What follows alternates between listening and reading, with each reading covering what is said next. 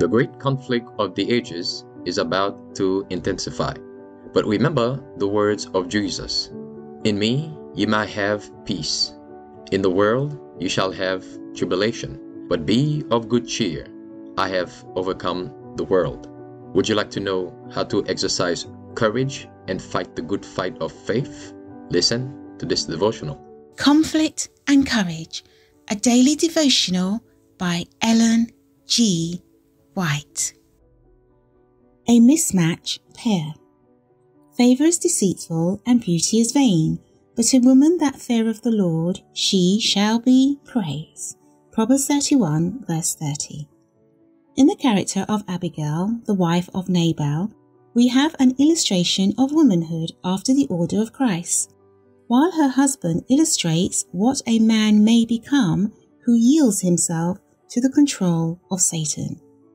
When David was a fugitive from the face of Saul, he had camped near the possessions of Nabal, and had protected the flocks and the shepherds of this man.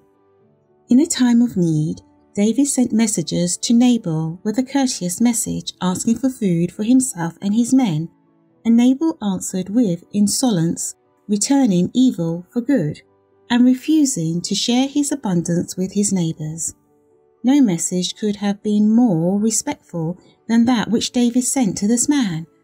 But Nabal accused David and his men falsely in order to justify himself in his selfishness, and represented David and his followers as runaway slaves. When the messenger returned with this insolent taunt, David's indignation was aroused, and he determined to have speedy revenge. One of the young men in the employ of Nabal, fearing that evil results would follow Nabal's insolence, came and stated the case to Nabal's wife, knowing that she had a different spirit from her husband and was a woman of great discretion.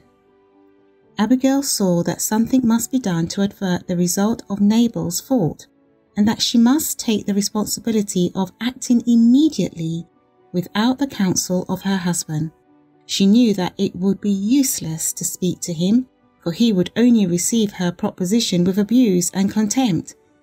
He would remind her that he was the lord of his household, that she was his wife, and therefore in subjection to him, and must do as he should dictate. Without his consent, she gathered together such stores as she thought best to conciliate the wrath of David, for she knew he was determined to avenge himself for the insult he had received.